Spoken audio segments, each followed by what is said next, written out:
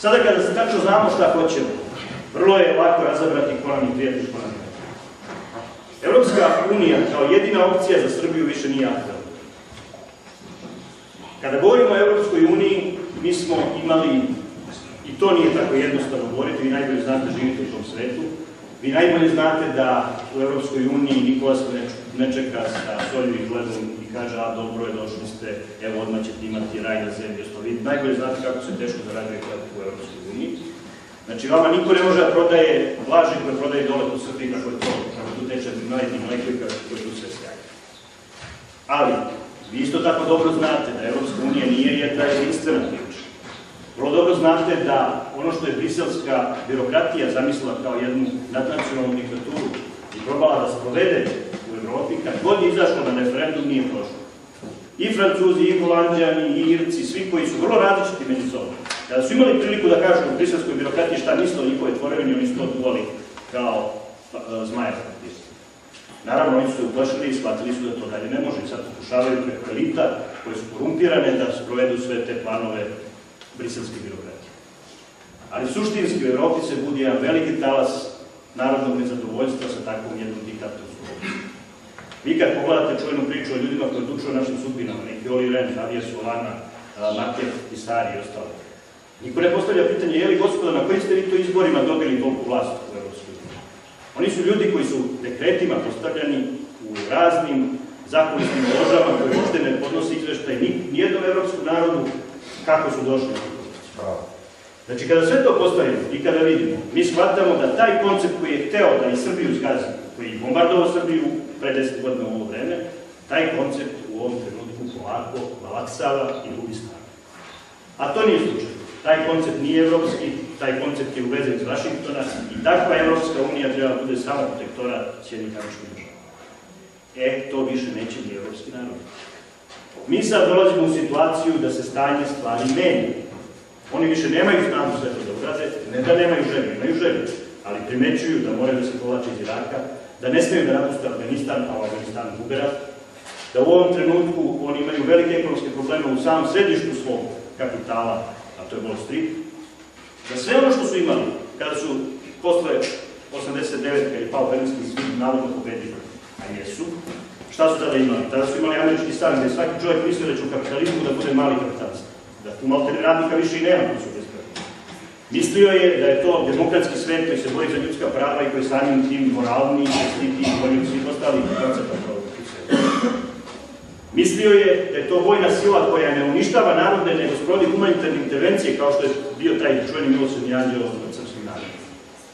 Sve se to umeđu vremenu ugurilo. U genocidu i ratnim zločinima koji su izvršili u Iraku i na drugim mestima, da ne pominjam Srbiju koji su prećutali, oni su skinuli masku i pokazali da su obični agresori, da su ljudi jednaki kao i agresori sile osobine koji su nekada pali svoj. Kada su počeli da hapse ljude, da ih saslušavaju zbog verbalnog delikta, da ih kidnapuju, da ih vode u koncentracione logore, kakav je bio Abu Ghraib, Guantanamo i slični, pokazali su da su jednako totalitarni kao sovjetski, nacistički i drugi koncept. Kada su počeli narode da okupiraju što rade, pokazali su da više ne poštuju ni međunarodno pravo.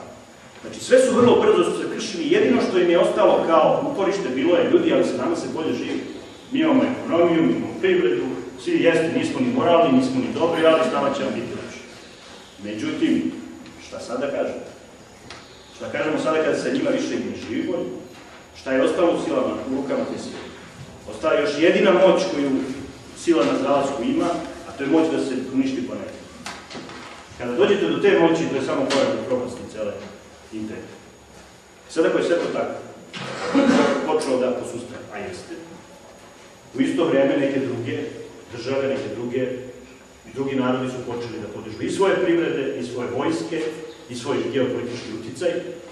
I ono što se desilo kao velika geopolitička bomba pre možda mesec dana u izveštaju Centralne obaveštene agencije Sjedinjenih Američkih Država, a to je priča o Evropi 2020.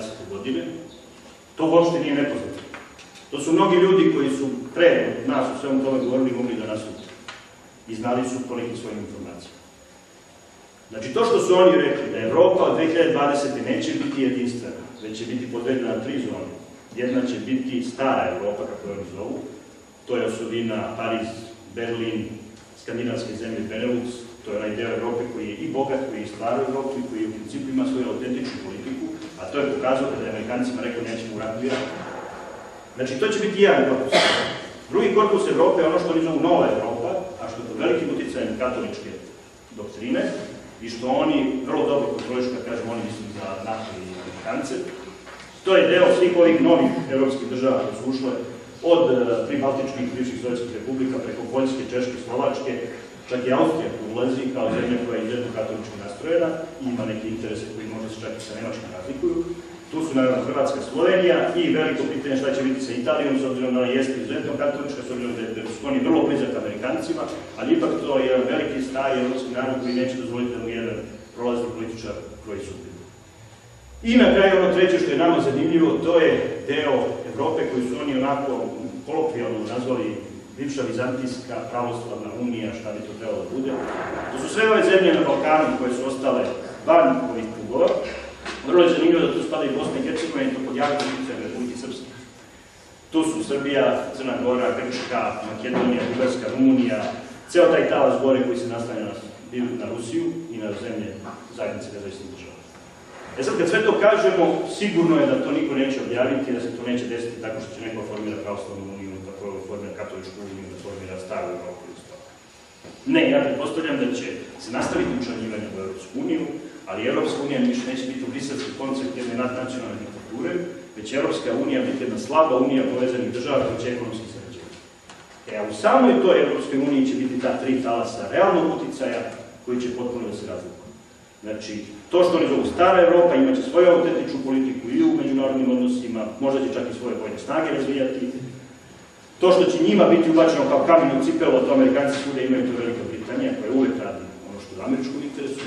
Ono što će biti ubačeno, u stvari neće morati ništa da ubacuju taj deo koji oni zovu Nova Evropa, koji je zbog jakog uticaja rimokatoličke crkve i doktrine i velikim resentimanom prema Sovjetskom savezu i Rusima.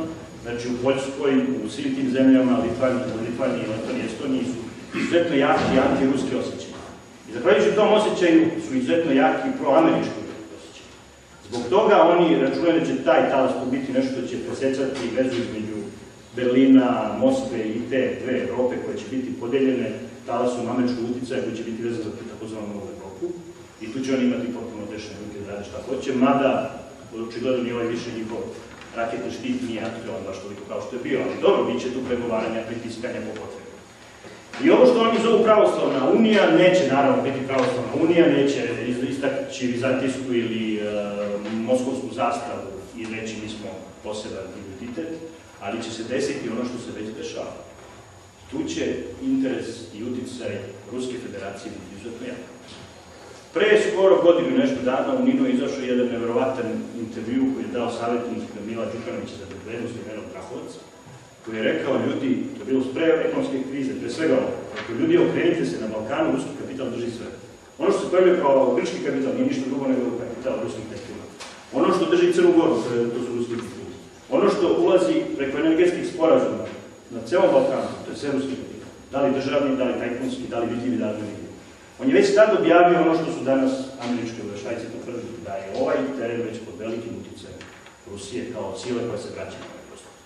Niko neće normalan i obavešten reći da to Amerikanci ne vole, ali isto tako znaju da više ne bude suzbijeni. Morat će da računaju s tim. I sad kad oni s tim računaju, to znači da će sve na vreme organizovati ovakve manevre kao što su ovi u Gruziji, i da malo pritisnu, pa onda će odustajati, pa će popuštati i ostalo. Tako je u principu, to nije ništa novo. To je situacija Evrope u vreme velikih evropskih sila s kraja 19. veka. Kada su pravili savezi po potrebi, kada su uticali razne sile, kada više niste imali jedan monolitni blok koji je držao sve to kontrolu.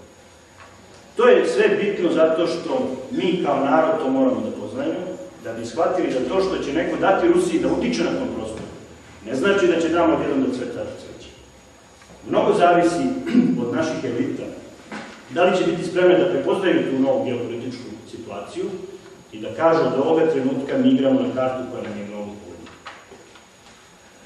Vi sad vidite vrlo zanimljive manevre i predsjednika Srbije, koji je jedini koji na kraju potpisao da je gasni sporazum Južni tok u Srbiju, Inače, sad se trenutno na svim prostorima gde taj južni tok treba prođe, vode veliki i specijalne akcije američke obaveštajaca na rušenju tih vlada i ostalo, tako su možete u tom ključu da gledate one nemire